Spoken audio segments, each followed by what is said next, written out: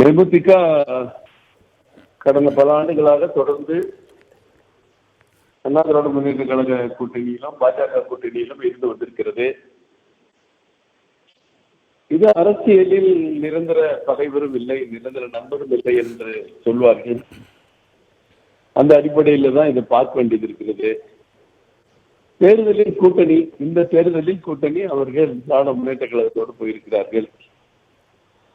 அண்ணா திராவிட முன்னேற்ற கழகம் அந்த இயக்கத்திற்கு ஒரு ராஜ்யசபா உறுப்பினர் ஏற்கனவே உறுதியளிப்பதை போல கொடுக்க இருப்பதாக உறுதி கடிதமும் கொடுத்திருக்கிறார்கள். அந்த தேர்தலும் வர இருக்கிறது. ஒரு சில நாட்களில் அதற்கான தேர்தலும் வர இருக்கிறது.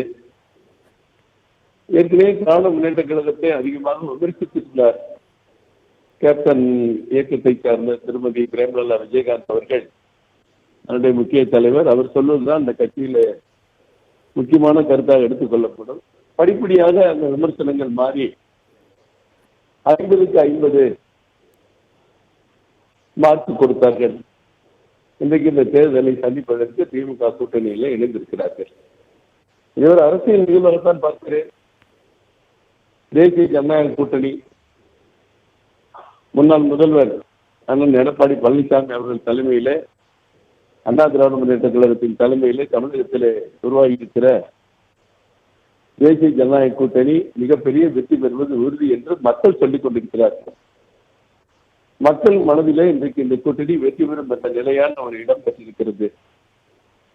இந்த தேமுதிக திமுகவிலே போய் கூட்டணியில் சேர்ந்திருப்பது எங்கள் கூட்டணியுடைய வெற்றிக்கு எந்த அளவுக்கும் ஒரு பாதகத்தை ஏற்படுத்த முடியாது என்பதை தெரிவித்துக் கொண்டு, நிச்சயமாக 2026 சட்டமன்ற தேர்தலில் தேசிய ஜனநாயக கூட்டணி மிகப்பெரிய வெற்றி பெற்று அந்த எடப்பாடி பழனிசாமி அவர்கள் முதல்வராவது உறுதி உறுதி உறுதி.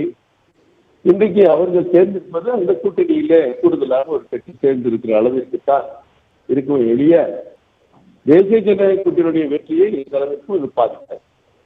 இது உறுதியான ஒன்று. திரு கருநாகராஜன், தற்பொழுது சிறு துரும்பும் பல்குத்த உதவும் அப்படின்னு சொல்றது போல தேமுதிகவையும் என்டிஏ கூட்டணியில் தக்க வைச்சதுக்கான பல்வேறு முயற்சிகள், பேச்சுவார்த்தைகளாக நடத்தப்பட்டுச்சு.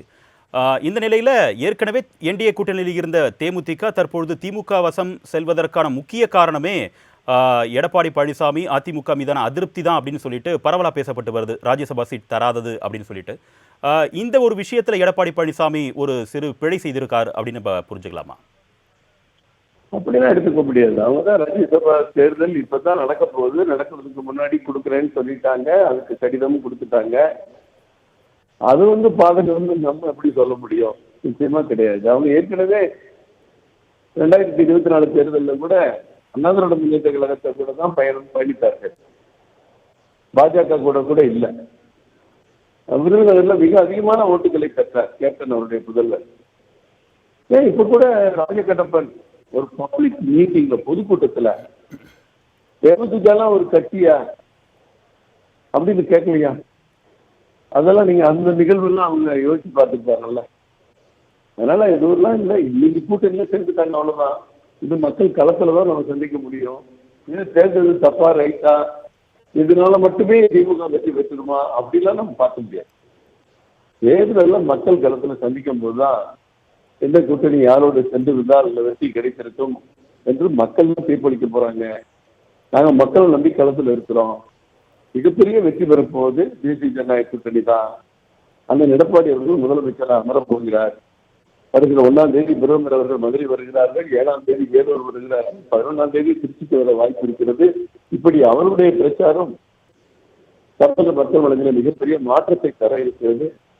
எனவே இந்த கூட்டணி சுறுசுறுப்பாக விறுவிறுப்பாக நமது பணிகளை பார்த்துக் கொண்டிருக்கிறது, தேர்தல் பணிகளை. தொலைபேசி வாயிலாக உங்களுடைய கருத்துக்களை பதிவு செஞ்சதுக்கு மிக்க நன்றி திரு கருநாகராஜன்.